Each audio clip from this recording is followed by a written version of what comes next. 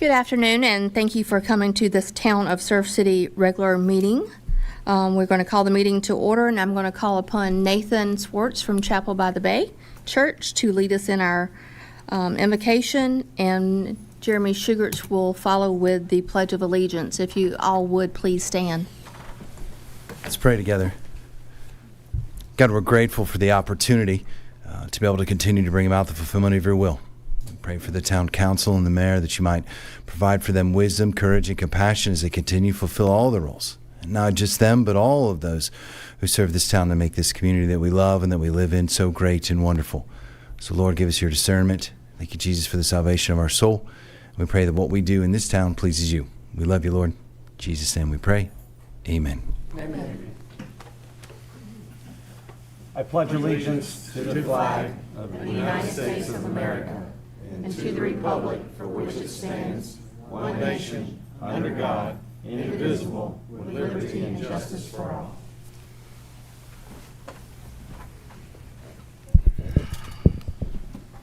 At this time, we have a Beautification Enhancement Committee Awards with the Business of the Month and the Home of the Month, and Miss Sandy is going to come up and present the Home of the Month because I don't think the Business of the Month was able to make it tonight, which was, I'll let her tell you. You don't. I believe it was Highway 55. Highway 55. Okay. Well, thank you, Mayor, and I'm happy to be here as a representative of the Beautification and Enhancement Committee. And I'd like to present this certificate of recognition to the homeowners that are residing at 54 North Ridge Lane. Would you please come up and get your certificate from us?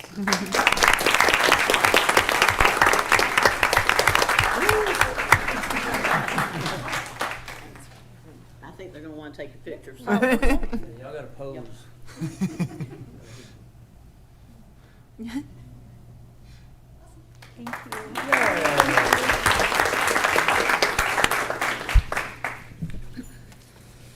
Okay, at this time, we'll move on to the adoption of the agenda. Do I have a motion to adopt the agenda? I will make a motion to adopt the agenda as I have a presented. motion. Do I have a second? I'll second. I have a motion and a second. All in favor, say aye. Aye. All opposed, same sign. Motion carries. The agenda is adopted. Next item is motion to approve the consent agenda. I'll make a motion to approve the consent agenda. I'll second. I have a motion and a second. All in favor, say aye. Aye. All opposed, same sign. Motion carries to adopt the consent agenda.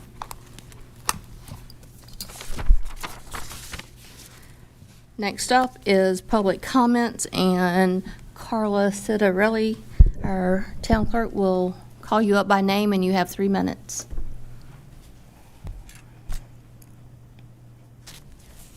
Joseph McCarthy.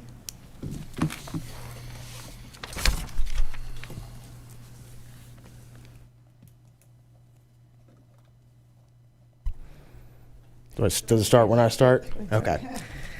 Good afternoon. My name is Joseph McCarthy, and my brother Kenneth McCarthy owns and operates Cruising Ken's Jet Ski Delivery, State where your address. 208 Topsail Watch Drive. To give a little insight to what Kenny does, he delivers jet skis to both local and visiting guests at either public or private ramps and docks, as requested by his customers. His entire business is run mobile via his booking site online.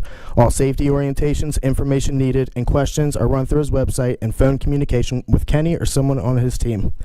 I'm here to draw attention to some concerning behavior I witnessed while dropping skis to a customer at Soundside Park on June 9th, 2025, involving Mr. Jeremy Shugarts. In the middle of going over controls and safety concerns with our visitors, my brother, my son, and myself were approached by an unidentified man who interrupted and attempted to address not only Kenny and myself, but the entire group of jet skiers on the dock. I pulled the gentleman to the side and attempted to address whatever correspondence he was attempting to have. He immediately, without identifying himself, began to ask me if we exchanged any money at the ramp, what we were doing there, why don't we buy our own dock to operate out of, and many more random yet oddly specific questions about my brother's operation. I over and over again told this man he would have to talk to Kenny, but this does not stop him from continuing to pry. Once Kenny finished with his safety talk and got these folks on the skis, he quickly approached the man with an obvious distaste due to this man's blatant blatant disregard for anyone's agenda but his own. Kenny, after being given the same sequence of questions, told him to send any information he had to the business contact address online. I'm not going to continue to tell these details as I believe more light will be shed on this, but this whole interaction this day at the dock was extremely concerning. I don't know what authority this man has. From what I've heard, he has none. This is insane to me because I immediately thought he was law enforcement with the way he was presenting himself. Concerning also because he never identified himself until after he called another gentleman to the ramp. This gentleman did immediately identify himself. Mr. Olds showed up to the ramp and really wrangled him in whatever this horrible attempt to discipline my brother was. He identified himself, kindly told us how to find this new ordinance, and shook our hands. Also, he made us feel much better about Mr. Shugarts' unethical behavior by letting us know that Mr. Shugarts was known for being hard to deal with. I'm here today to reiterate and confirm the accounts of that day on that dock with my brother, but as a father and someone who lives and works in this area, I am very concerned. As light began to shed on Mr. Shugarts and how he said he was notified to come to the dock that day could not possibly be true. He said a fisherman called, which is not possible because no one was at the dock and there was no time for anyone to call and respond as quickly as he showed up. I point blank asked him if the jet ski company across the street called, to which he adamantly denied. Since this interaction, just that has been confirmed. He was in fact responding to a call from Surf City Jet Ski, a company in which I have been informed is within Mr. Shugarts' list of personal acquaintances. The way Mr. Shugarts behaved and the unethical behavior towards us in general, I'm forced to ask, is this allowed and is this within his scope as Mayor Pro-Tem? That's all. Thank you. Kenny McCarthy.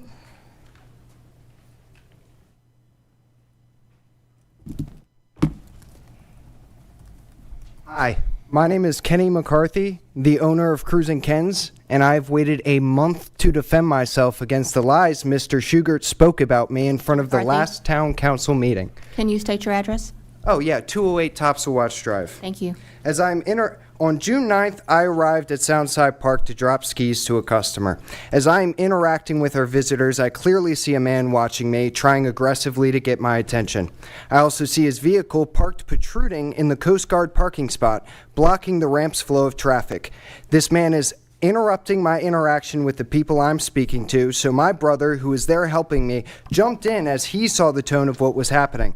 After I safely but now awkwardly finished my interaction with our guests, I walked up to an unidentified man who started interrogating me about my business and its inner workings. To say he set a tone would be an understatement. Body language was aggressive. Verbiage was authoritative and demanding. He ultimately told me that what I was engaged in was unacceptable and that he would not tolerate it any longer. I asked this individual 3 times to identify himself. If I had to speculate, it was almost like he assumed I should have known who he was. I told him this could be dealt with by delivering updated ordinances to the contact information on the company website, but due to my unwillingness to bow to his demands and questions, he made the phone call to another individual. He spoke loud enough to allow me to hear him tell that person that he was dealing with an aggressive individual at the ramp. Bold-faced lie. Mr. Sean Old, Surf City Code Enforcement Officer, pulled up and professionally immediately introduced himself. We were advised not to feel bad about Mr. Shugarts, as he is notoriously a hard guy to deal with. I graduated from high school 2 years ago and opened this business. This man, as unprofessionally and as arrogantly as you could possibly imagine, is trying to infiltrate the forward motion of my business, and may I ask for what reason? Don't say the safety of the people, Mr. Shugarts, because I have that covered. But you would have known that if the slimy way you had handled this had been handled with professionalism, integrity, and even a remote correspondence to a moral compass. I leave everyone in the room with this. Why would a councilman so viciously come after a 20-year-old young man opening a jet ski business serving Surf City? Why would this ordinance suddenly appear affecting quite literally almost no one but myself? What threat could I pose, and to whom could I pose it to? One could say that someone in a position of power could implement things that could benefit people with similar businesses in said person's inner circle, but that would teeter on criminal and unethical, so that would just be crazy. Now, wouldn't it, Mr. Shugarts?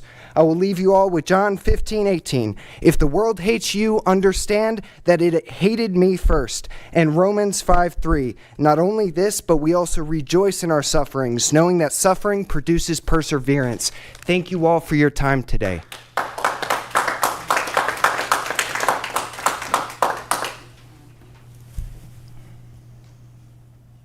I'm sorry. Another McCarthy.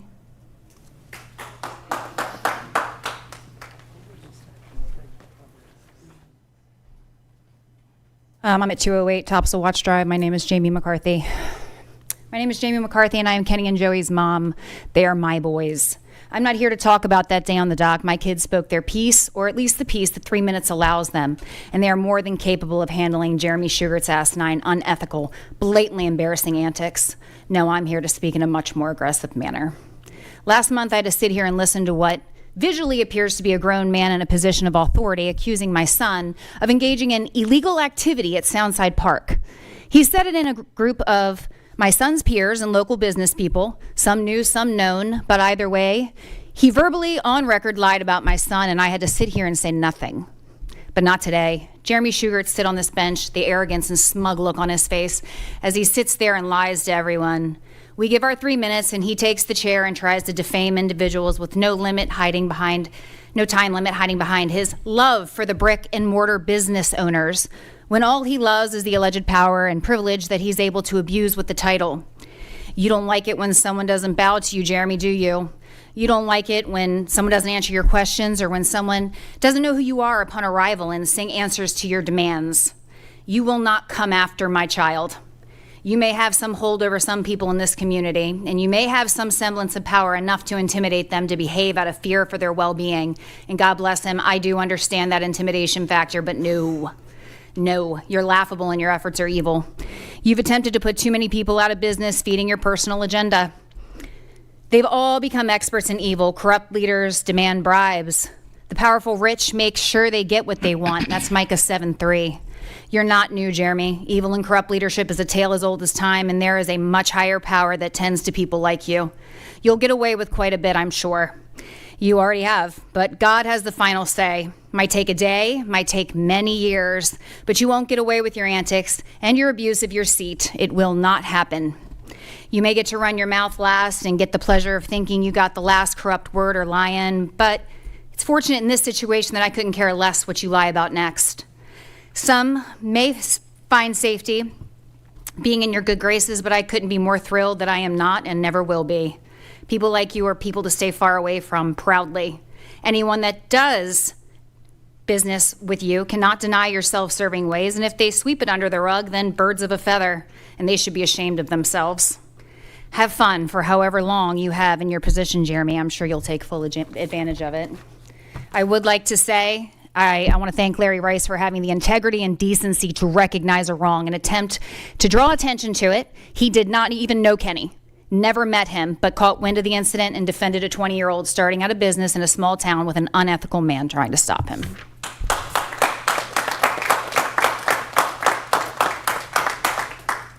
Dan Blevins.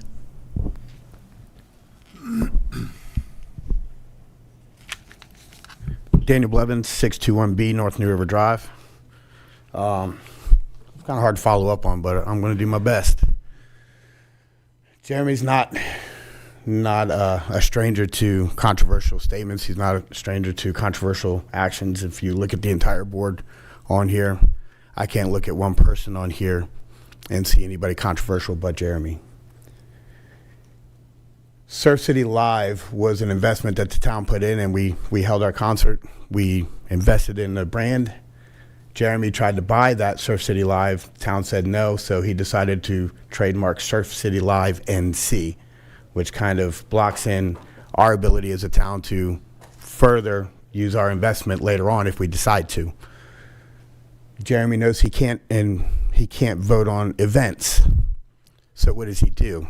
He gets somebody to put on the manual, on the agenda, the events manual, so that he can have possibly the shoulder dates manipulated to effectively get Ocean Fest out and not be competitive with his events around the same time or on the same days. This is the gray areas that he works in. I'm glad you're smiling. This is good. This is the gray areas you've always worked in.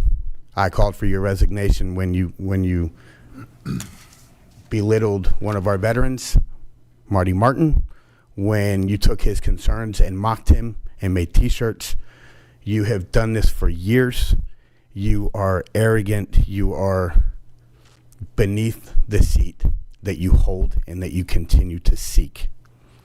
You constantly flex on the businesses and the business owners, maybe not all of them, but they know you. And while they may be scared to publicly acknowledge you, they know who you are. And your panel here, those who give you votes, they know you too, and they know that they will be far more legitimate with somebody that's not in your seat. So if they can quietly talk to their circles and say, if we get him off of the board, our seat will add legitimacy to the votes that we hold. Now, people are going to sit there and say that I'm saying this for political gain. You know that I filed to run for city council. People are going to say that I'm taking cheap political points so that I can hold a seat. I'm going to take that off the table right now, Jeremy. I'm not going to run for city council, but I am going to back, whether he wants me to or not, Hugh Cannady and Andy Plow. Andy Plow is a statistician. Hugh Cannady is probably one of the best men I know. And that's far beyond anything I could say about you. But I'm going to do everything I can and use every resource I can to bring to light the gray areas that you operate, including the jet ski guys here. That's just the tip of the iceberg. That is just the tip of the iceberg. And I hope people watching this bring to me through private messages anything that they've encountered. Thank you.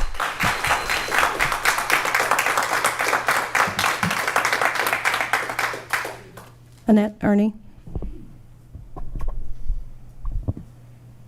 Hi, I'm Annette Ernie at 716 Cockle Street, and I'm just here. There's a couple things.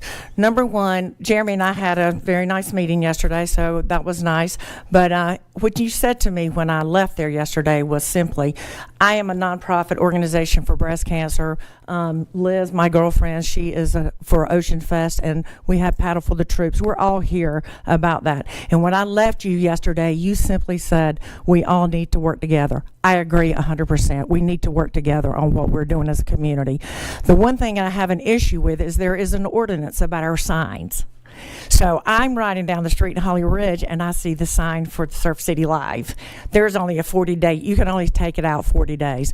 Then I see there's one also on 210 and 50, which has been removed, which I appreciate that. But there is ordinance and there's rules we all have to play by. And if we're going to play together as a team and work together as a team, we all need to be on the same side and just work together as a team. Also, one thing I'd like to mention also are about these kids at the park. Y'all, I'm so afraid somebody's going to get killed.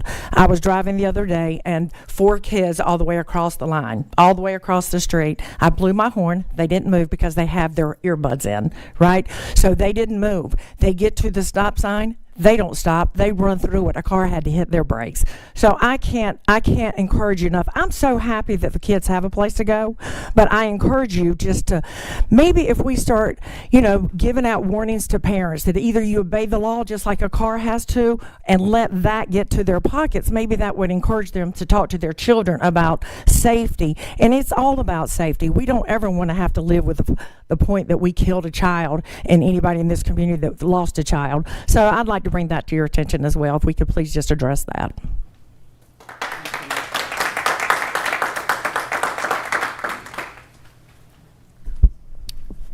I believe the next one is GJ.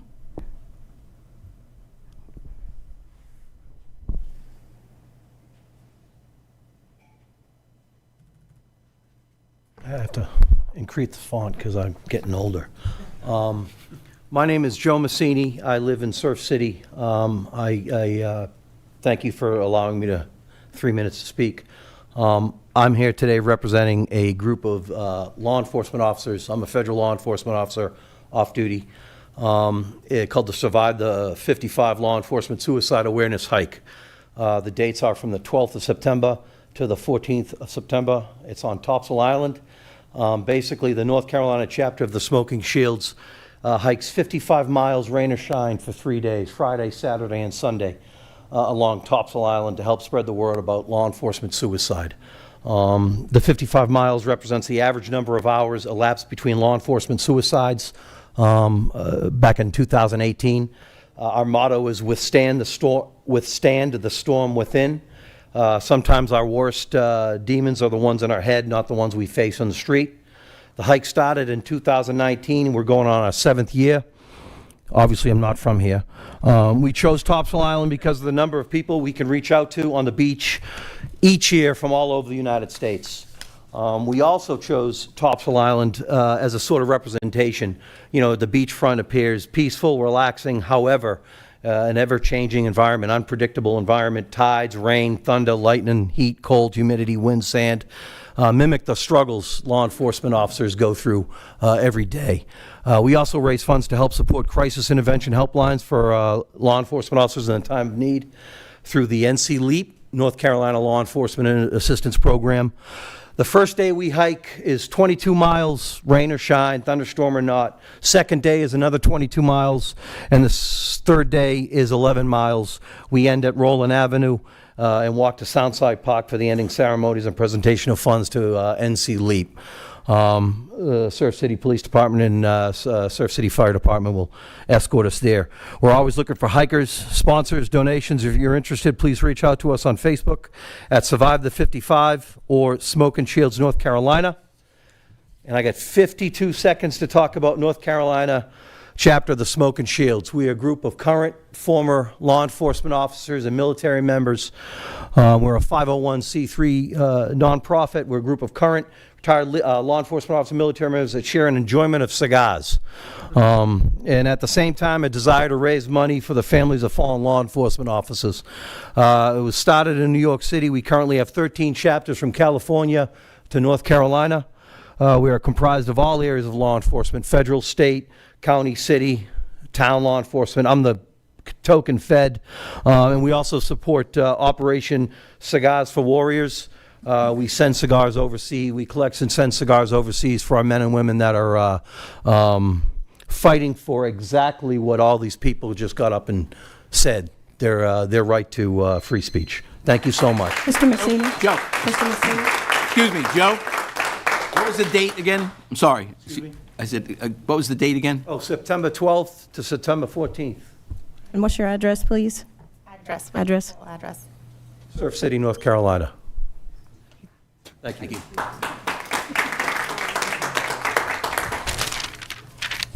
Zach White.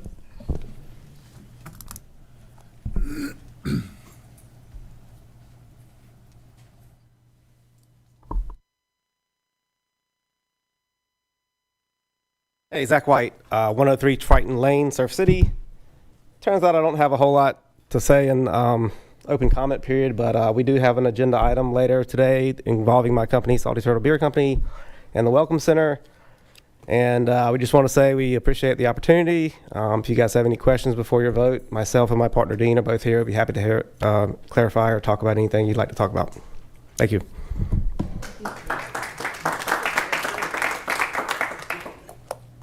Katie, louder. Okay. And Larry Rice.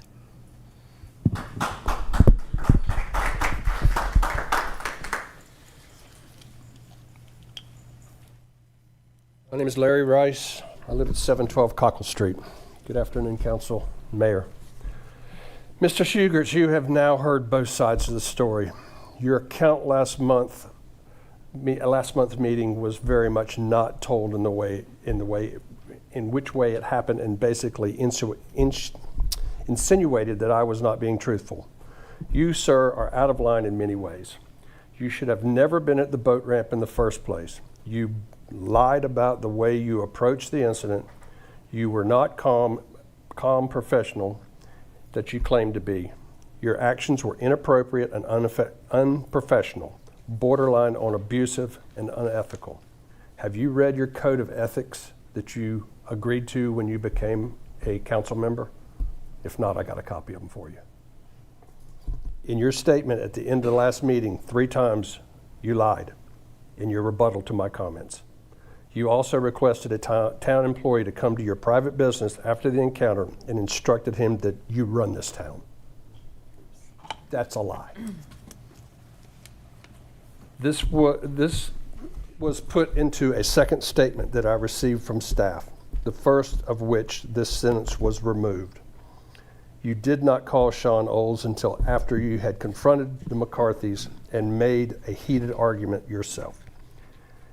You did not identify yourself. They did not know who they were dealing with. but still, that should have not mattered. You were wrong. You do not sit on this board to enforce ordinance. This board simply is here to make policy and decisions for the people of Surf City. Your actions are unbecoming of the office that you hold. Your statements were false.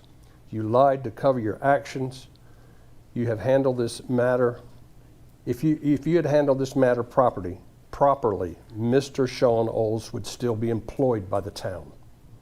He resigned after an unedited copy of the report was released to me. With all this said, why should the people of Surf City trust you with the important decisions made by this board? Thank you.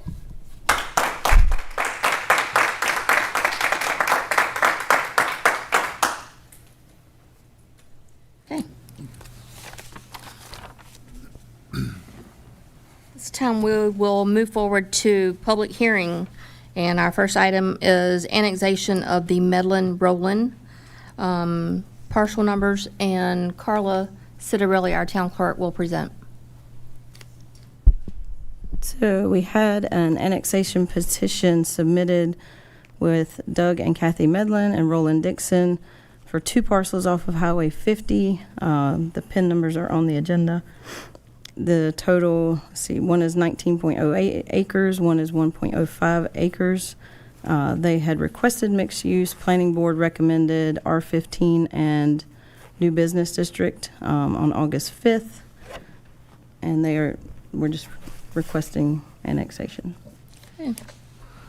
At this time, can I have a motion to open the public hearing? I'll make a motion to open the public hearing.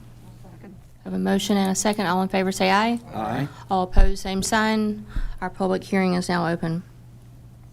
If you have any comments at this time, you can ask any questions that you want to or comment regarding these 2 parcels of land that are requesting to be annexed into the town of Surf City.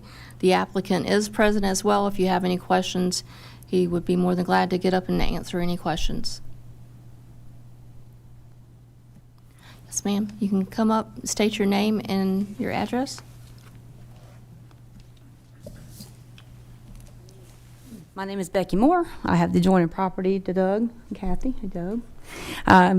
It will affect us with Florence. After Florence, we had an insurmountable amount of rain. It backed up between Publix, was around 50 between Hawley Ridge and Surf City by the old share of the table. It backed up quite a bit on the right side of the road coming towards the beach. And so I'm just concerned about being wetlands back there. I know that it's wet back there. My dad stomped back there when he was a youngin' and it was swampy. And so by him annexing it in, he's able to do something with land, which ours won't perk. We just recently had a perk test real adjacent to where his was at, and Pender County, of course, wouldn't perk it because we don't have the sewer. So I'm just worried about what's going to happen when you build up that land back on us. And I'm sure Doug can address that, and I would just love to know what that's going to mean and look like for our property and others adjacent to it. Yes, ma'am.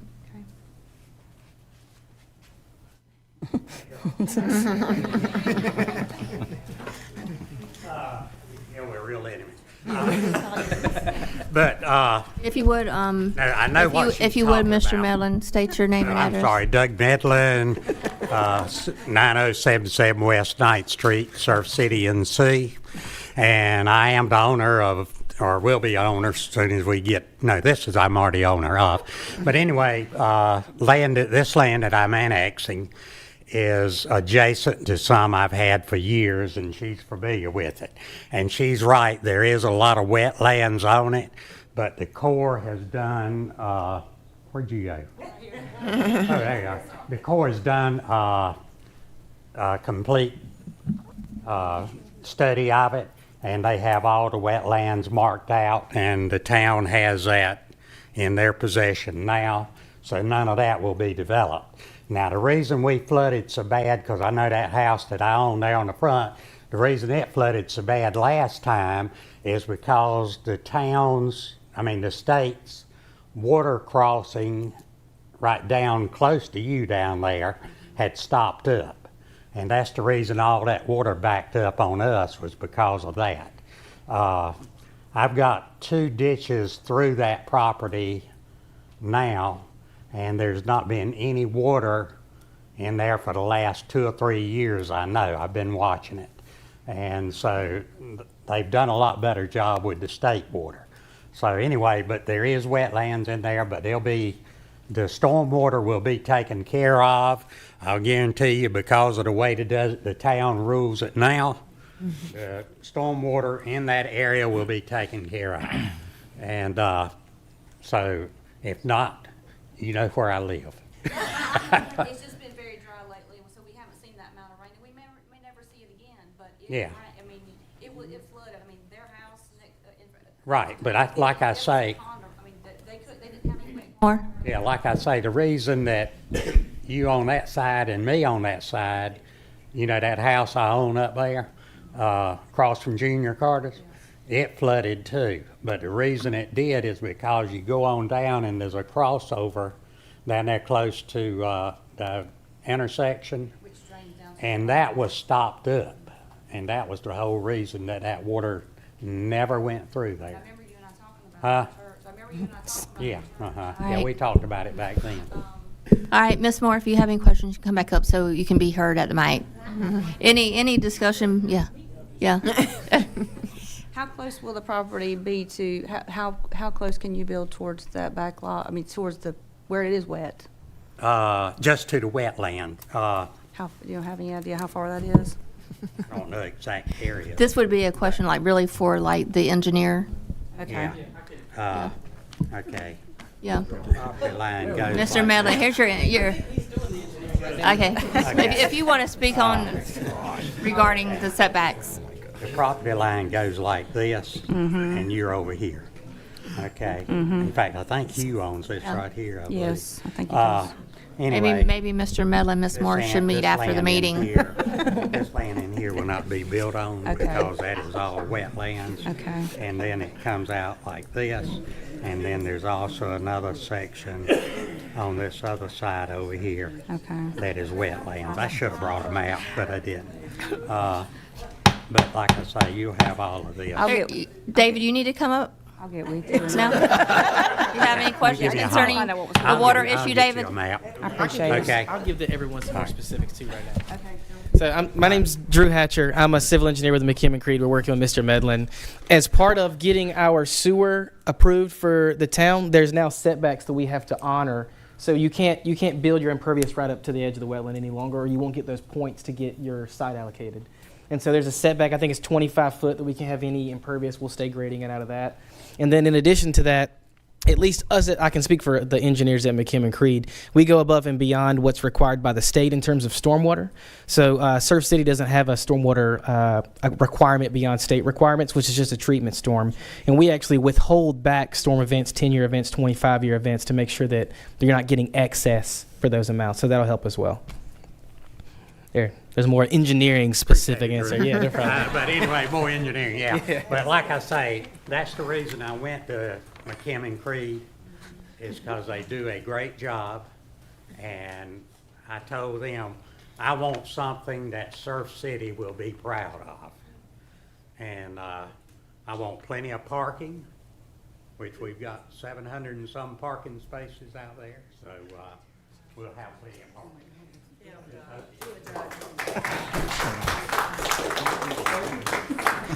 You can close the public hearing.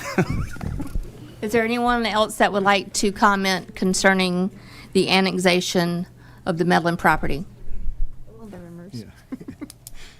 Now is your chance to speak if you would like to on the annexation of the Medlin property. If not, do I have a motion to close the public hearing? I'll make a motion to close the public hearing. I have a motion. Do I have a second? Second. All those in favor say aye. Aye. All those opposed, same sign. Public hearing is closed. It is requested that the town council consider approval of the annexation as presented. I need to ask a question before we move forward on that to Mr. DeSalm. I don't think there's a conflict here, but I own a piece of property that touches this property.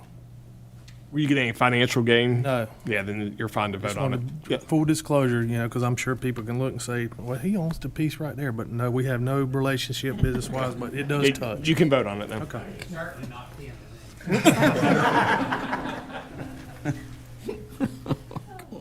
All right, so do we have a motion to consider approval of the annexation as presented? I'll make a motion, we approve the annexation as presented with the R15 and the neighborhood business. I second. I have a first and a second. All in favor, say aye. Aye. All opposed, same sign. Motion carries.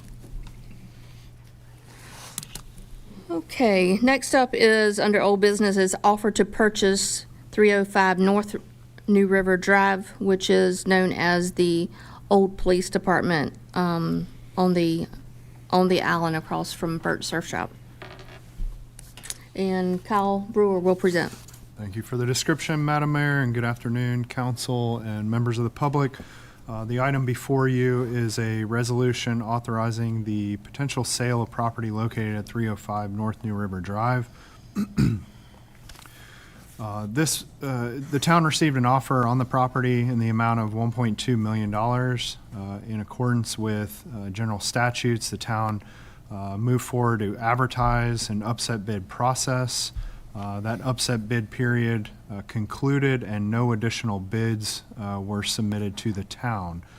Therefore, before you, with the final say with this item, is the offer to purchase for $1.2 million for 305 North New River Drive. This is the single parcel there on the road front, and has been advertised. The potential buyer is Anchor Properties of Raleigh, LLC. And I'm happy to answer any questions that you have, Madam Mayor.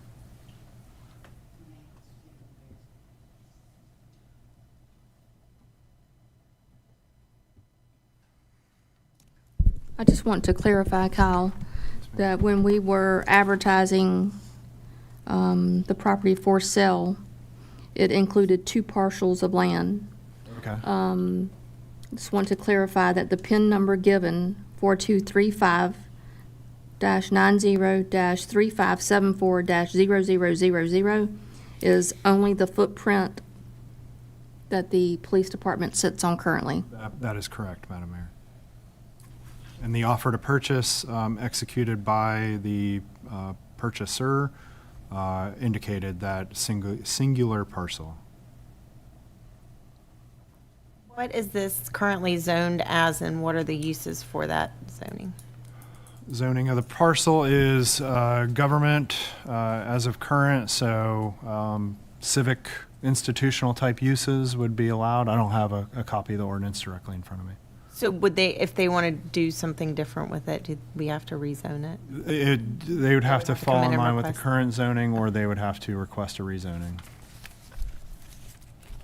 And hold on, Councilwoman Hawley, let me verify the zoning. I don't want to just, because I believe we rezoned the property when we started marketing this. So if that's the case, then it would be C1.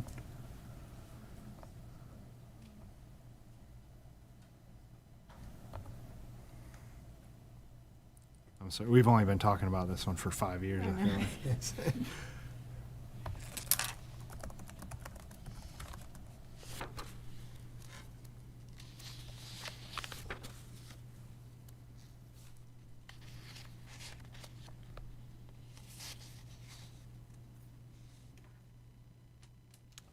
Yes, it is C1.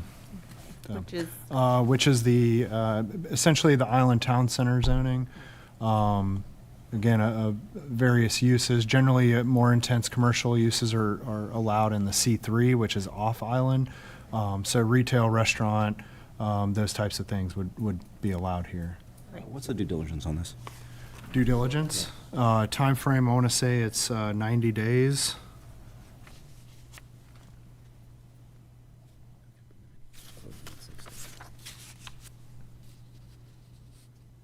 And we have a closing date of 60 days from executed contract. Yep.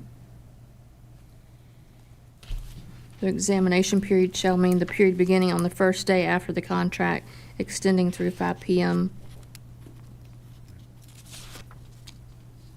45 days from executed contract.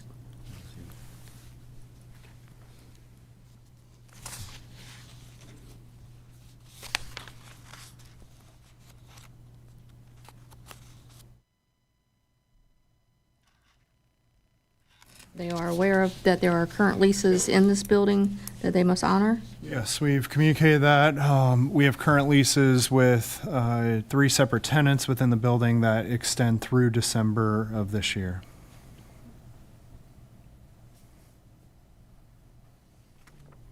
There's just one on page 8 and 9 under section 23. The little box there that has EIFS/synthetic stucco. I know there is some form of stucco on the outside of that building, so maybe that box right there needs to be checked. This is the offer. We did not prepare any of these documents.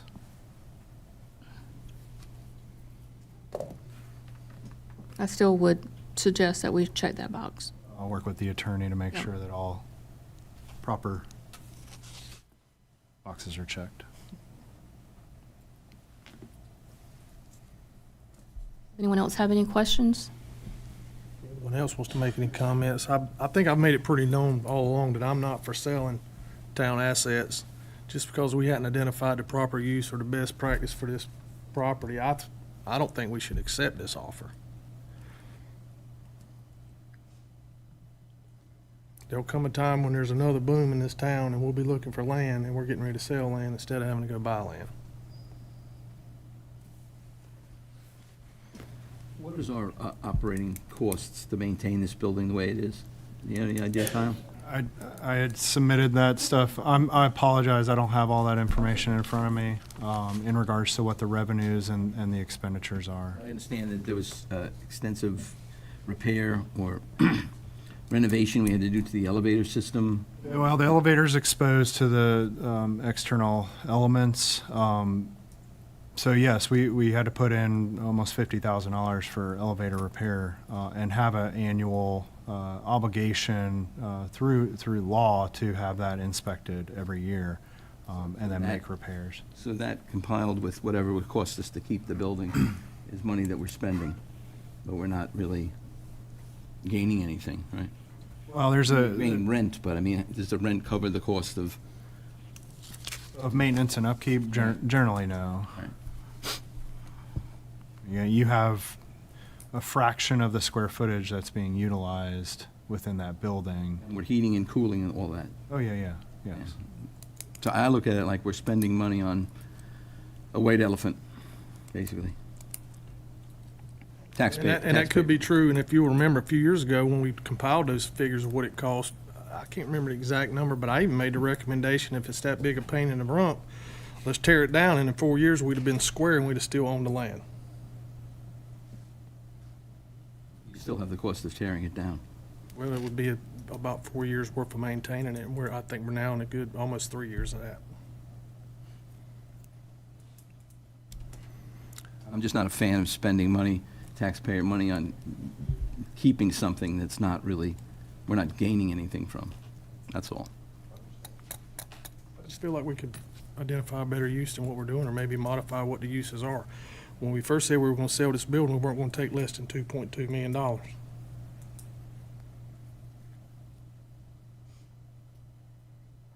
But, just so everyone is, knows where this property is, so the police department sits on on one parcel ID number.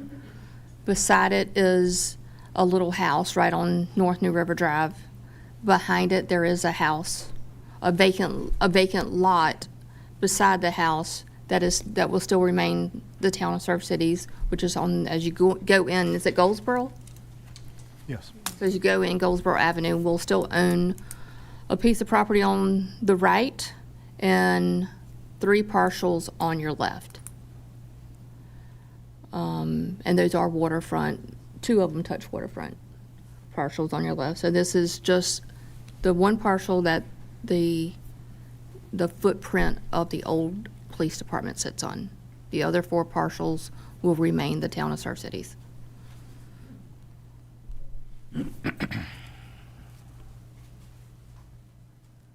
Alicia, you have anything? Really just the fact that we've sat on a piece of property for several years not for it to be able to fund itself is hard for me, especially when we're asking the community to pay more in taxes. I don't think it's fair for us to be loose with what we do with their money, because it is their money. So if we have stuff that's not taking care of itself, then I don't see a reason for us to hang on to it, and we can take that money, and it helps to push us in the right direction for our budget for next year too. So I know we've had several potential buyers, and I know I've spoken to some of them who've been in the building, and it does have its challenges. So I know when we were asking about upkeep and what it's costing us, it's been hard to hear some of the, the building's it's not used, but just a small portion of it, and it does have some things that need. I agree with that, but I think that's a burden on us, not mismanaging it maybe, not necessarily. So we're gonna start getting rid of stuff that we feel like is mismanagement, but you better get ready, we're gonna start selling a lot of stuff. Well, if we were to keep it and we were to get it to a state of being used for somebody else or something else, I think we'd have to spend a lot of money on doing that to offer it up for rent for different offices, and That's why we haven't done it, because we couldn't talk ourselves into spending the money. I can't see putting good money towards bad. I'd rather take the $1.2 million and put it in the general fund and do something, we can do something for the town. You got any comment? I know that we reached back out to parties that were interested in this process to see if they wanted to make that offer. We've exhausted all means. I think we've done all our diligence. We've treated this fairly. And this is, keep in mind, this is something from the previous administration. This has been here a long time. This has been an ongoing issue. We just happen to, we're dealing with it at this point in time. And we fought that process over and over again. And I think that, and one side of me agrees with Mr. Kane. I've come to several waves. I've come to the middle to meet you on things. The other side is, at the end of the day, this is, like Alicia has said, we raise taxes, and we've got to be good stewards of your money, and this is not good stewardship at the end of the day. So we believe and I feel that the best move is to liquidate this and put that money into our general budget and to whatever where it needs to go to keep things running along smooth here. So. Okay. I know we did have a higher price tag, and we said we weren't going to take anything, but I wish the market was supporting that. We weren't going to take anything less than that. But we've had how many offers that have gone through, that fallen apart? I don't know, 8? Yeah. Something like Several 7 or that 8 have fallen offers. apart. Yeah, and after Hurricane Florence in 2018, the majority of our structures on the island that we own did take and require a lot of work. I do know that two buildings were condemned. The old town hall was condemned, and the old ward building was condemned at that time. And in our resiliency plan, you're going to have to help me here, Kyle. It was basically to move our offices off of the island. Well, the town has divested in the island in regards to the hazards that exist. So that's been generally the strategy in which we have moved forward, because I could have put people back into the old police department. We make those cognizant decisions to not do that.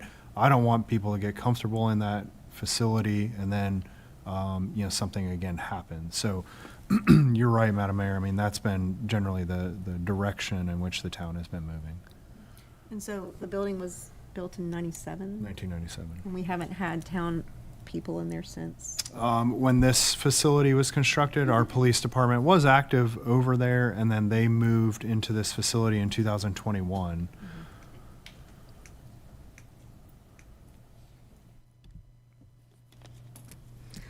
Okay. I think everybody has made a comment, and it is basically for the 305 North New River Drive. It is requested that the town council consider the approval of the offer as presented. and to let the attorney review it with the town manager. Yeah, just for, if there is a motion to move forward, I would just, again, I'm not trying to do your job, Brett, I promise you.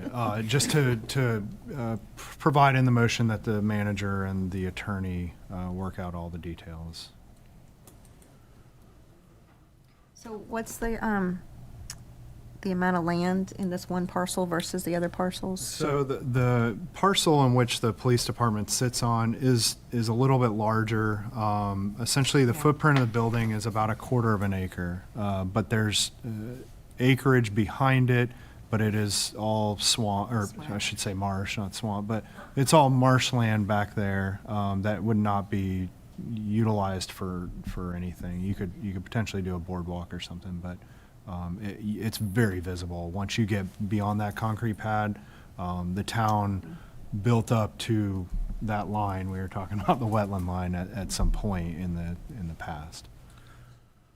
That piece of property that we're excluding from this is large enough to market and sell as a building. Yeah, 404 North Goldsboro is your typical 50 by 100 lot.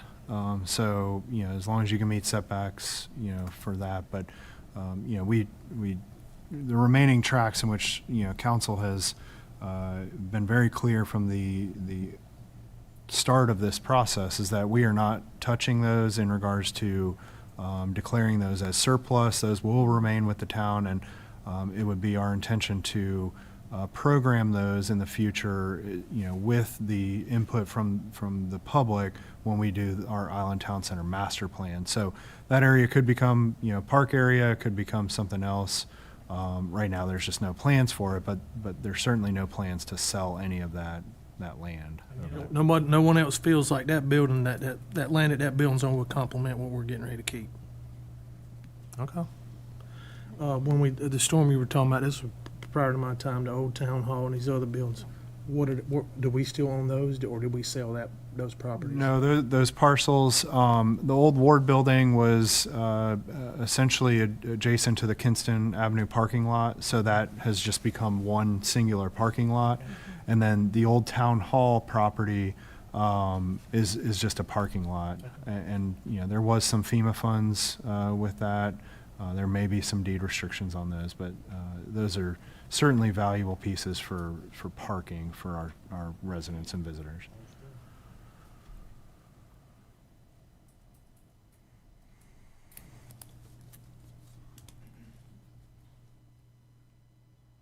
Do we want to table this, or are we going to move forward? I'll make a motion that we proceed with the offer to purchase, provided guidance by legal and town manager. I'll second it. A first and a second, all in favor, say aye. Aye. All opposed, same sign. Motion carries to move forward with the offer to purchase at 305 North New River Drive with the town manager and the town attorney reviewing the contract. Next item is resolution to lease 102 North Shore Drive. And this property is the property adjacent to the Roland Beach Access, which is the Surf City Welcome Center. And Kyle will present. Once again, good afternoon, Madam Mayor and Council. And thank you for highlighting that, because this is a lease agreement, not the town selling any of this land. The basic lease terms as were advertised would include a monthly rate of $8,750 with an annual increase of 3%. There would be an option to renew contingent upon town council's consideration of that. Since this property is in essentially the town's name, there's no taxes associated with it. A security deposit of $9,500 would be required. The tenant would be covering the cost of insurance on the property as well. So essentially a triple net lease on this. There would be no subleasing of the property. Minor alterations have been proposed by the tenant and are included in the draft lease agreement, and also utilities would be the tenant responsibility. With this being a public, essentially a public piece of property, and the parking there, the town would essentially turn over 10 parking spaces to accommodate the use, which Mr. White from Salty Turtle has already come up to the podium. There was a minor revision that was that I had printed out so that you could visualize what those 10 parking spaces would look like. There's one area identified in blue that would remain for staff parking. And then, of course, the handicap parking would still be accessible. The primary walkways, like the brick pavers leading up to the handicap ramp, and essentially the deck area of the Welcome Center leading to the public restrooms and Roland Beach access would also be reserved for public use.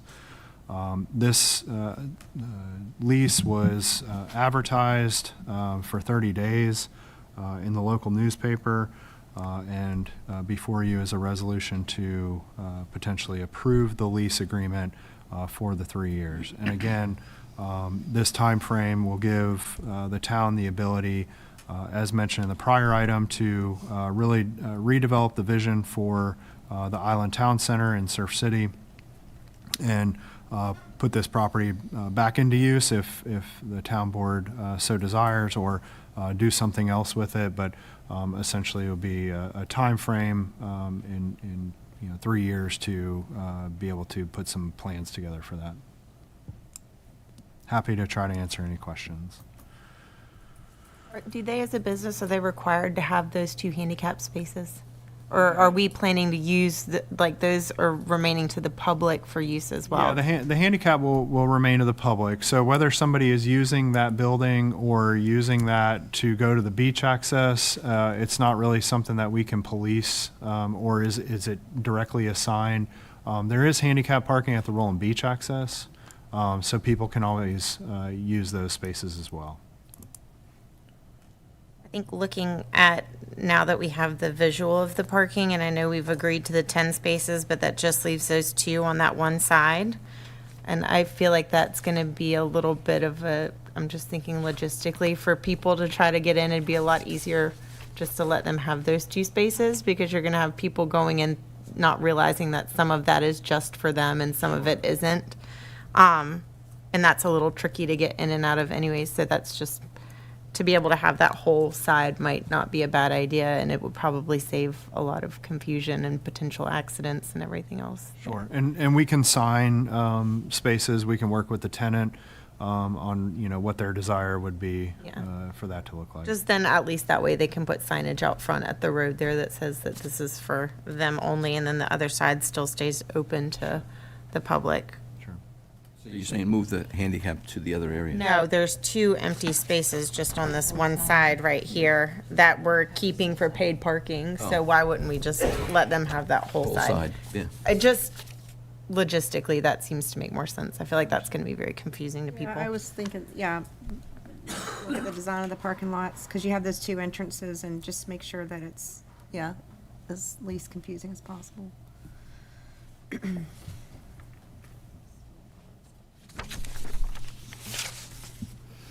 Kyle, you did have an open house at this facility as well to try to attract multiple tenants. Yes, ma'am, Madam Mayor. And I spoke with several different prospective, tenants, some that were in the business of doing weddings and events. And when I explained to them what the expectation for monthly rent was going to be, they essentially were not interested anymore. So that's kind of where we are at this point. There are some improvements being made to the building at their cost? Yes, it is all their cost. They've provided a list of what those improvements would look like. So essentially, I'll go through the list if you'd like me to, but installing a walk-in cooler. Basically, they take the space and then build the walls to match the size of that area. They would be constructing a bar within the building, pendant lighting, revive and expanding the oceanfront deck only to a CAMA allowable specs, renovating both back bathrooms to convert to male and female sides with 2 stalls in each room, both ADA compliant, sound and security upgrades, custom interior paint, exterior signage, and built-ins in the merchandise display / to-go area or the south room. That's generally where the offices are located. So. You cannot change the siding on the exterior, though. That's not listed in their planned upgrades now. I have a few other questions. As far as, maybe the chief should come up for this question. Chief Voorhees, maybe he should come up.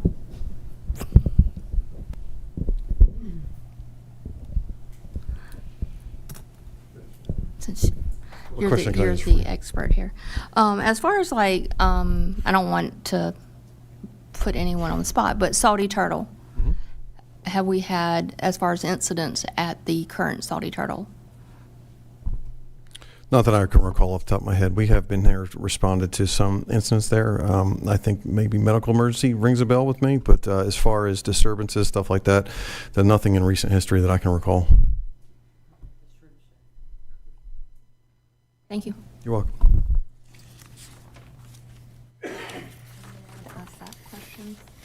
Sure. Zach, can you come up for a minute? Yeah, that's what I was saying.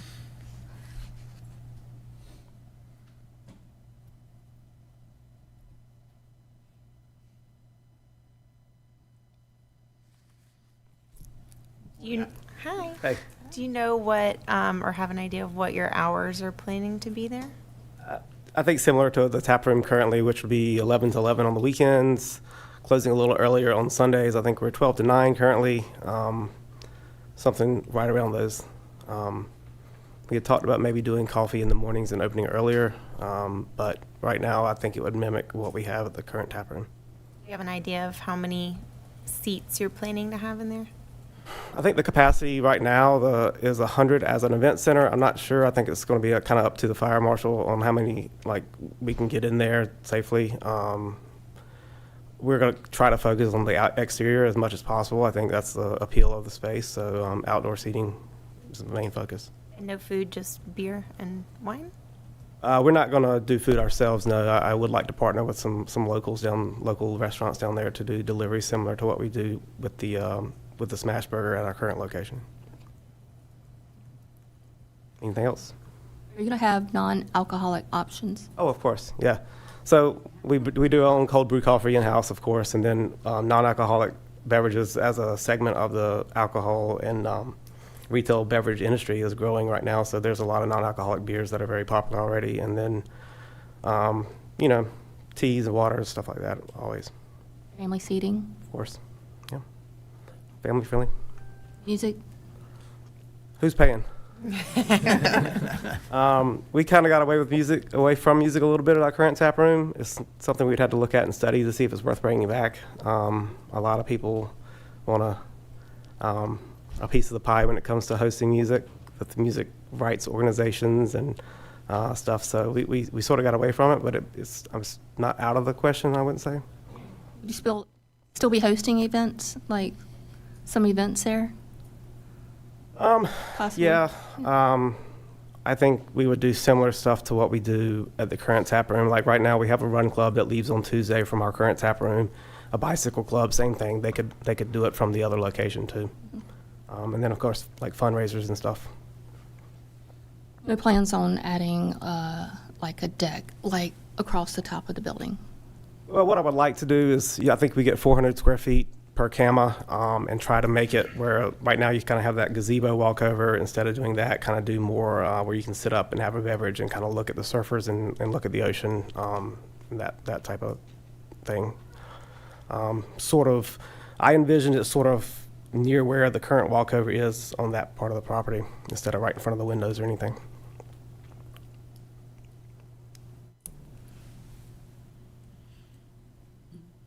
Anyone else have any questions?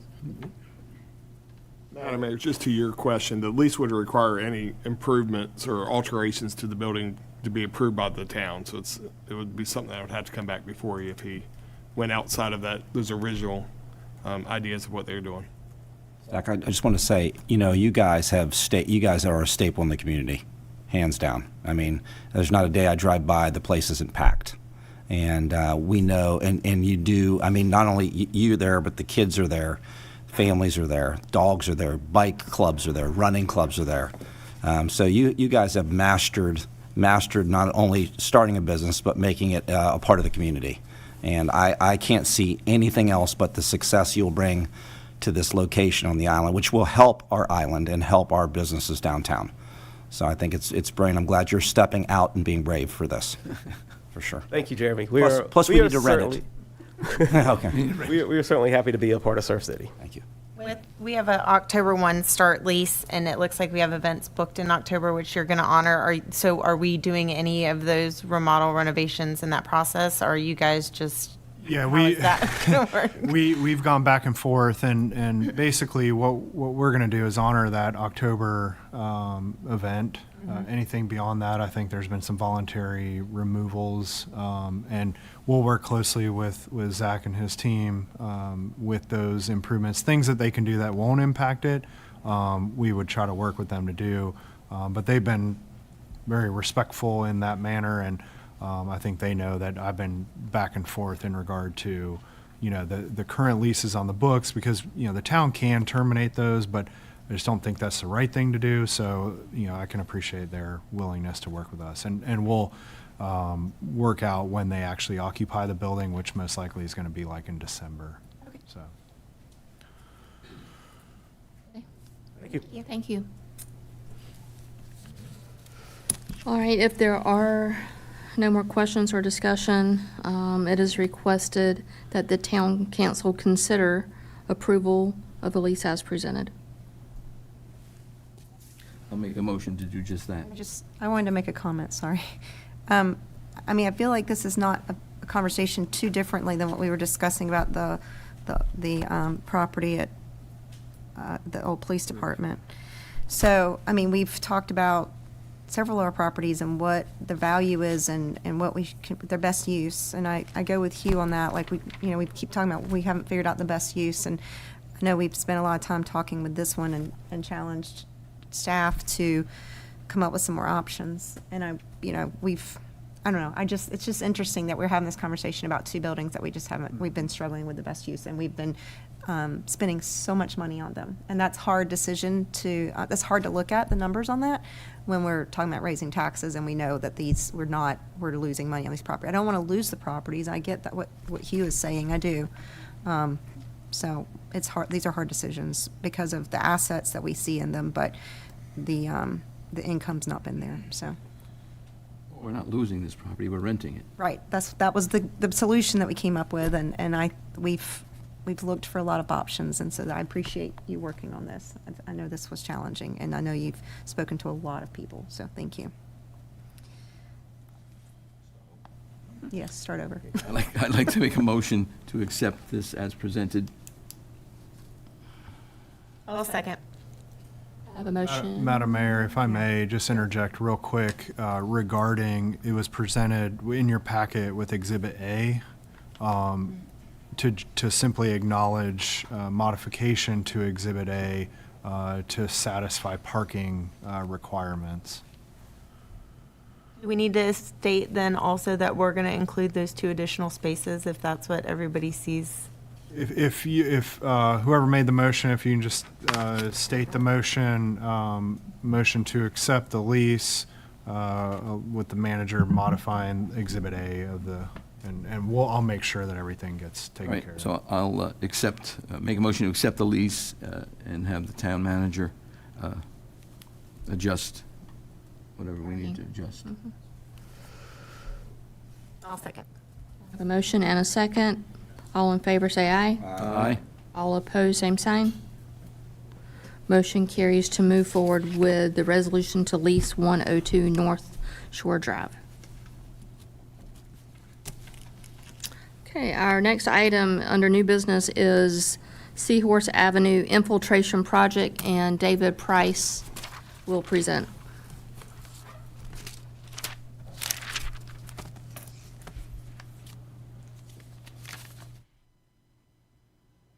Good evening, Mayor, Council. In mid-2024, the town received a grant from the Department of Emergency Management for a little over $500,000 for stormwater improvements that was slated to go ahead and improve the intersection of Seahorse and South Shore and Charlotte and South Shore. This is phase one of the project, which was bid out approximately 3 months ago, the Seahorse project. Charlotte will be coming later. The low bid on that was Atlantic On-Site Development. So this resolution is to accept low bid and to award that phase one of that project to that neighborhood to be commenced shortly after Labor Day.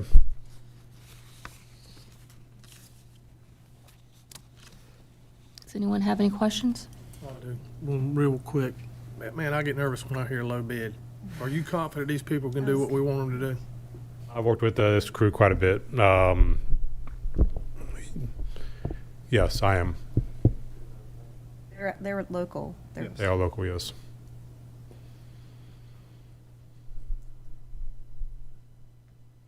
Any further questions or discussion? It is requested that the town council consider approval of this project as presented. I'll make a motion to approve it as presented. Second. Motion and a second. All in favor say aye. Aye. All opposed, same sign. Motion carries to approve. Thank you. You're welcome, thank you. Next item, Applewood Trace Phase 2, the preliminary plat, and Jeremy Smith, our town planner, will present. Thank you, Madam Mayor, members of council. Before you on the screen and in your agenda is the preliminary plan for Applewood Trace Phase 2. This is the vicinity map on the screen before you. This is a part of a bigger project that I believe the council is very familiar with over the years. The property was rezoned to conditional district in November of 2023. Next slide, please. This is the zoning map before you. September 2024, Phase 1 was approved by the town council. Next slide. Before you on the screen is the full master plan, which was revised last December and approved by the planning board and town council. Phase 2 consists of 147 single-family townhomes or single-family residential lots, not townhomes. I misspoke. Combined with Phase 1, this would be 390 homes total, proposed on 194 acres. Again, Phase 1 is already approved, and part of Phase 1 will be all the TIA improvements. And that includes improvements to Highway 210, primarily. This property will access NC 210, Highway 17 through Edgecombe Estates, and we'll have a connection through Colonial Heights when that property develops in the future. Next slide, please. This is preliminary plan for Phase 2 before you. The planning board heard this at their July meeting, and they, along with staff, are recommending approval of this request, that it meets the master plan and has been reviewed by the TRC, meeting town standards and the zoning ordinance and subdivision ordinance. Representatives from McKim and Creed and Turtle Ventures are present, along with staff. Will be happy to answer any questions that the board may have. Thank you, Jeremy. Thank you. Does anyone have any questions for Jeremy?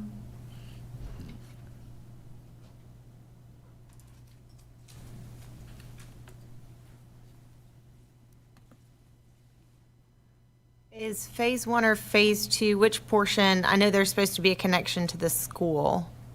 That is part Like of a their walking- that is part of their overall condition. It can occur in Phase 1 or Phase 2, but it will happen before the project is done. Okay. It is shown in Phase 2. I do not have a pointer, but it is in the right-hand side of the screen. It shows the connection out to the school property. Okay. But Near so like the pond? Correct. Looking? Okay. To the top. Yeah.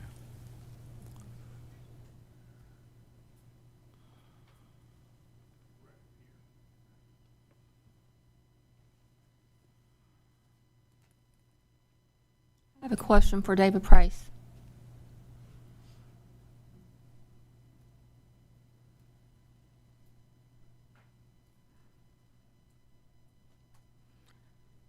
How soon do you think realistically sewer capacity would be available for this project? This project will be the first one on the wait list for Phase 2. Phase 1 is already permitted. Realistically, between the years 2028 and 2029. The first list is completely full. The last bit of capacity for residential has been used up as of last month. This will be the first project going on to the new wait list. Phase 2 of the project, I should say. Just to clarify, Phase 1 is permitted. Phase 1 is permitted.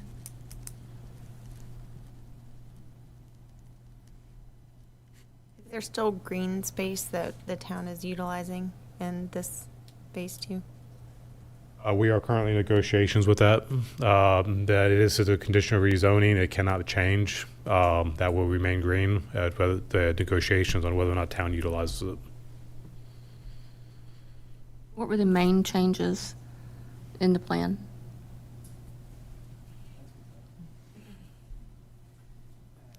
Are you referring to the changes we had to the master plan? The biggest plan, from what you see on the screen, essentially, it was converting some unit types from townhomes into single-family homes. And additionally, we edited where the location of the school crossing. Previously, there was like a storage or an area that was designated as future boat storage that the school crossing was going to go to. We edited the plan so the school crossing actually connects to a sidewalk and to a right-of-way. So students passing forth from the school go from sidewalk straight through to whatever, boardwalk or path to the school, as opposed to having to walk through an open space or a storage area or something like that. Primarily for security concerns. That area where they walk through to the school, is that something that's lit at night for any reason? I mean, I don't think after sundown there's not too many kids that are. Right now we don't have electrical that we've pulled in that area. The electrical would stop at the single family homes. I just don't know if there's any sporting events or any events that will take place at the school after, sundown. After sundown, yeah. They don't have lighting on the fields. They don't, okay. Not at this time, at least. Okay. This is where you're saying the 6-foot wooden walking bridge area? Yeah, whatever that ends up looking like to cross the wetlands, 6 foot, yeah.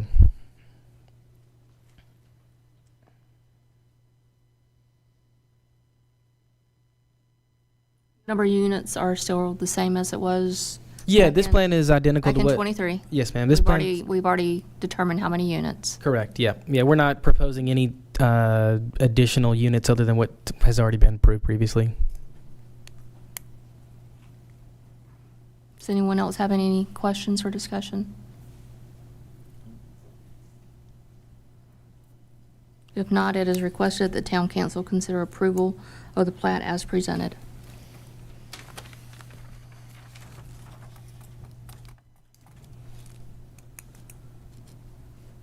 Well, nobody else isn't. I'll approve it as presented. Make a motion to approve it as presented.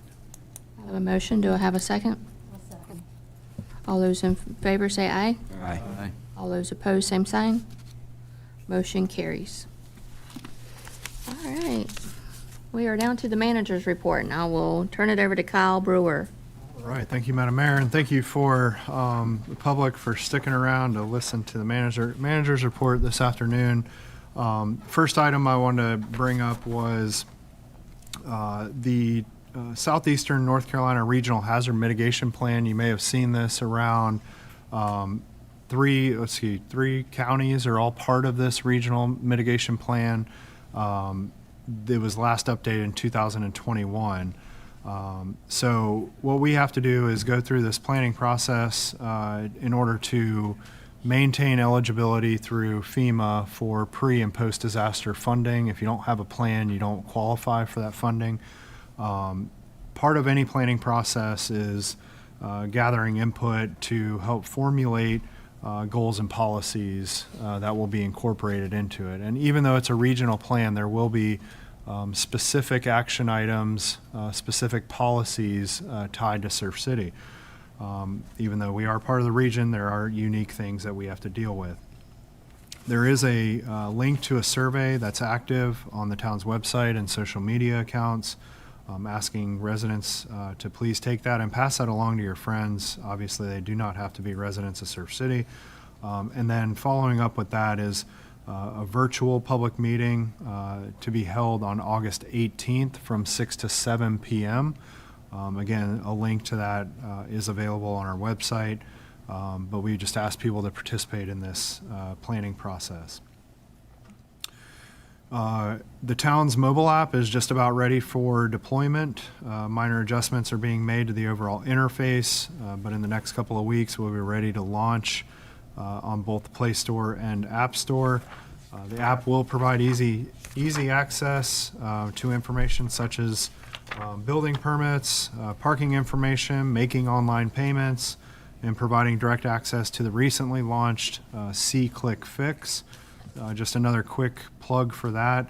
The C-Click Fix application or website allows residents to go in and document and let the town know of things that are going on in the community, a stop sign, a pothole, et cetera.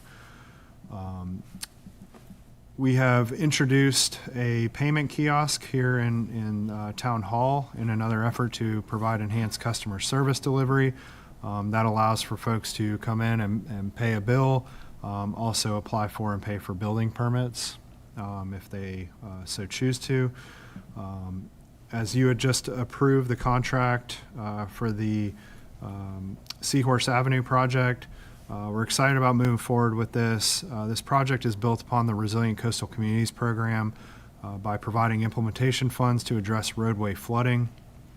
The selected contractor will be working with staff and our contracted engineer to remove the intersection at Seahorse and South Shore and replace that with pervious pavers and then a catch inlet that will take the water from that roadway into another subsurface infiltration chamber, which is a smaller scale than what we installed on South Shore Drive, which we have seen success with. So we're really excited about that project. Another project that we're really excited about was that the town last week received our authorization to construct the Well 6 and Subaqueous project, again, which is a highly anticipated project. The introduction of a new high production well and crossing under the Intercoastal Waterway will bring additional resiliency and redundancy to the town's core infrastructure. As we all know that the current water line has been there since the 1960s.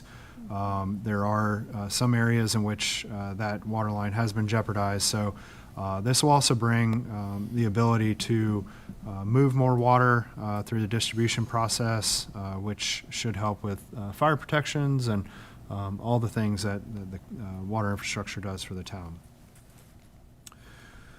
And lastly, I just wanted to give an update real quick. Steel has been priced for both Station 25 and the Public Utilities Building. Site plans have been submitted and are working through the final review process so that building permits can be applied for.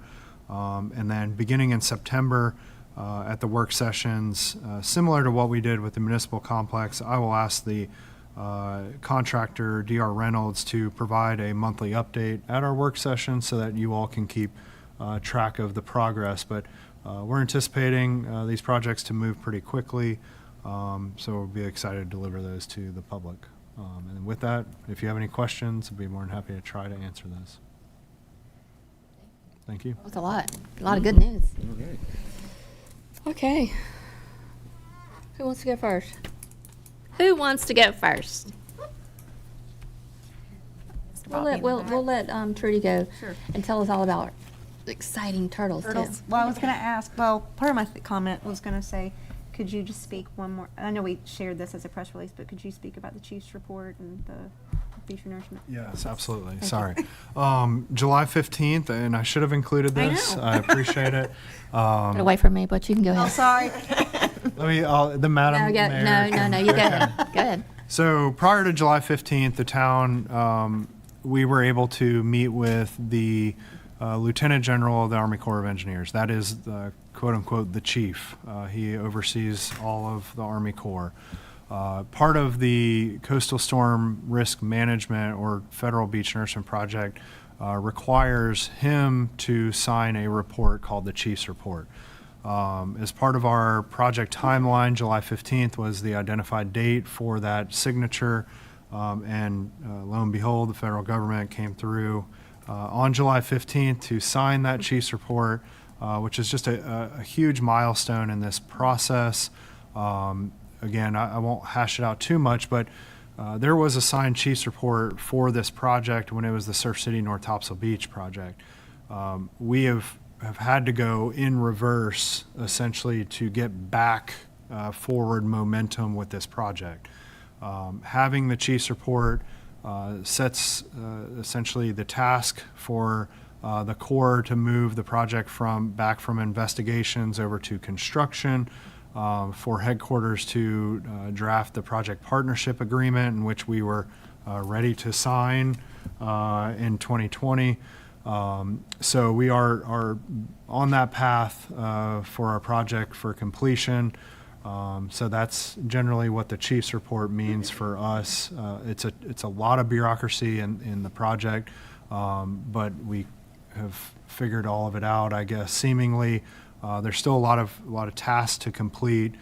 Future renourishments go through the Water Resources Development Act through Congress, and that has to be approved through bipartisan support. So the work is not done. However, we are moving towards that initial construction of the project. Again, bringing what they're saying is the largest beach nourishment project on the East Coast from a federal perspective. So just a huge milestone for Surf City to accomplish, and we're happy that we're over that hump. There's a lot of meetings and a lot of work that goes into it. So. Yes, sorry, Teresa. I know you want to talk about Kyle, it. what's our next major milestone for this, and when's the projected timeline? Yeah, so moving the money or moving the project from investigations over to construction, we'll look forward to hearing the result of that. And then getting a draft of the project partnership agreement. So it's hard for us to really nail this down until we see those documents. The project partnership agreement is a contractual agreement. The mayor's asking me the other day, when can we get this on the agenda? I told her we have to get a copy of it first so that she can execute this. But we will, once the PPA gets executed, then they can put the project out to bid. That's going to be the true indicator of the time. We are clamoring for this date because there's a lot of communication and coordination that's going to have to happen. We're constantly getting reached out to by our real estate companies. Rentals will be impacted. But once the project starts, it will not stop until it's completed. So estimated 16 months of continuous sand placement on the beach from that offshore borrow source. So there will be impacts, however, with the long-term benefit of it. So sorry to be vague about that date, good. but Thank you. if I could tell you an exact date, I certainly would. Well, I know that's a huge project, and I do want to talk about turtles for a second. It is August, and so this is our biggest time for turtle hatching, and I work very close with the Topsail Turtle Project, and my group, we had the 88th nest on the island this morning, right near you, Sandy and Arden. At 7:02. So anyway, I shouldn't release the location, but anyway, that's against the law. Anyway, you can walk across the beach and see it. Anyway, so it's it's turtle season, turtle hatching season. It's still turtle nesting season. So all the turtle volunteers are quite busy on morning and night. But this is the time of year we really do ask for a lot of assistance in keeping the beach dark.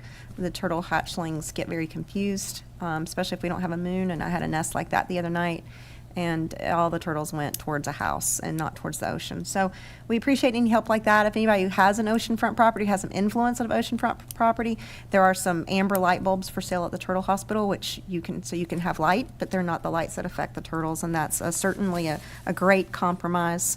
And so with that, with the information that we're getting about the beach renourishment project, with the 16 months, is going to take, that will go through a turtle nesting hatching season. So we're aware of that, and we've had great conversations, but we'd rather have the beach renourished than continue to function like we are. So we have to, and other beaches have done that. So Topsail Beach has done that too, and we've just been out at night and watching the turtle activity, making sure everybody's safe, and the job's still happening, but the turtles are not encountering too many obstacles. So that'll be good. I know some people are concerned about that. But yeah, I do ask that people help us with lighting this time of year. If the nest that we had today was number 88, it'll still be 2 months before it hatches. So we have hatchings that'll be still going on for the next 2 months. What else do I want to say? Oh, I did appreciate the comment about, I think it was maybe Annette, talking about the kids on bikes. I have had a lot of comments from residents here, concerned about kids on bicycles, mostly coming out and crossing driveways to businesses and coming out from the park and whatever, and really not looking. And I just pray that we can all work on this and become just more effective at teaching safety of that, have families involved in teaching their kids the safety of looking and watching out for cars. I have had several friends comment that they almost hit a bicycle rider, and it just scared them. Some elderly people too, and it startles them. They're not looking out for that. So I know we had some bicycle safety things we were working on with the police department, and we did it, and they have helmets to give out and things like that. So we'd certainly love to see more kids who are doing it safely and riding and wearing their helmets, and looking out for where they're going. I had another comment. Oh, I do appreciate the town app.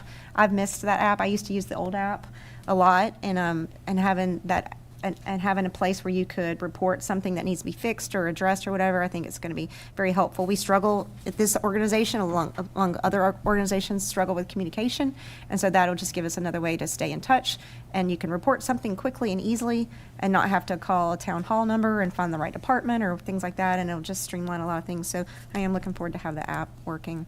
So yeah, that's it. Okay, Hugh. Mr. Kennedy? Thank you. Great turnout tonight. I always appreciate that, when people get involved, and that's what I want to encourage you to do. It's summertime, everybody's got things to do. There's ways to keep track of what we got going on. YouTube is great. Follow the meetings. You can fast forward through some of the stuff you don't want to hear, get into the meat and potatoes you do want to hear. My message to you is to encourage you and for you to encourage your neighbors to stay informed, stay active in your local government, encourage others, and voice your opinion. We are all reachable. I assume everybody else does. I have my personal cell phone number on the website. If you I'll give it to you. Track me down. You might not like what I have to say, but I'll listen, and I might not like what you have to say, but we'll listen to each other and we'll figure something out. That's where I'm at. Thank you. Shugarts. I just wrote something up real quick here. As an elected official, I understand that individuals, whether citizens of Surf City or not, have the right to speak during public comment period at our meetings. I don't wish to engage in back and forth with individuals that have chosen to come before the board and provide versions of what transpired at the boat ramp when I informed an individual of the newly adopted ordinance affecting water sport rentals. I will just say that I acted in a professional manner. I'm happy to meet with anyone that would like to know more about the interaction I had. My door is always open, as Mr. Cannady has said, and my phone number is publicly available, and I'm happy to take anyone's call or any questions and sit down with anybody at any time what transpired that day. So thank you. Appreciate it. John? Okay. This town, like other towns, well, first of all, thanks for coming out tonight, but this town, like other towns, has ordinances in place. Ordinances are for the safety and security of the people that live here. Also, the brick and mortar people that invest their time, their money in their businesses. And, if other businesses want to come into town, what they need to do is they need to either abide by the ordinances or respectfully do their business somewhere else, because it impedes any type of investment that our brick and mortar businesses have here. Thank you. Alicia? Glad everybody came out. Happy summer. I know we always get challenging decisions to be made up here, and I do feel like we do our best to try to make decisions in everybody's good light. And so thank you for coming out, and I guess just keep pushing and keep talking to us. We're here, and we can only do as much as we can if you guys have those conversations with us first. So that's it. Thank you. The town Nothing to report. attorney down there. Yeah, nothing to You got report. something. Okay. Happy Tuesday. Again, your voice, we don't go back and forth during comment period. Your voice is heard, though, when you do make comments. And if there is anything that you want to, talk about in between now and the next workshop or now and the next meeting, our doors are always open. They're open not only just to the town council, but to the town manager, the town clerk, all of our employees. We encourage everyone to go through the proper channel as far as sending things through the town manager, and then he will take it down through department heads to see who it belongs to. I want to say a huge thank you to all of our departments, our police department, our fire department, our parks and rec. I'm going to leave out somebody, our public works, our Ashley, everyone that has worked so hard this summer trying just to keep up. And we got like 2 more weeks of some traffic, and then things are going to slow down, and then we're going to have our beach back, and we're going to be able to enjoy our September and October, which is, I consider, the most precious months of the year here in Surf City. I do want to say thank you to Doug Medlin that is here tonight for sticking with that PPA with the Army Corps project and putting it on our shoulders to carry forward. But it was to get that back in our hands. A signed chief report was pretty incredible when we got the call saying that he had signed it again. So it's there, and we are ready to move forward on our end, just waiting the proper procedures to do so. Again, I want to say thank you to all our volunteers that are here in town, that take the time to be a part of a committee and to be a part of Surf City, whether it's behind the scenes or in front of the scenes. It really is important to the town. And in saying that, I want to call up the Ellis boys.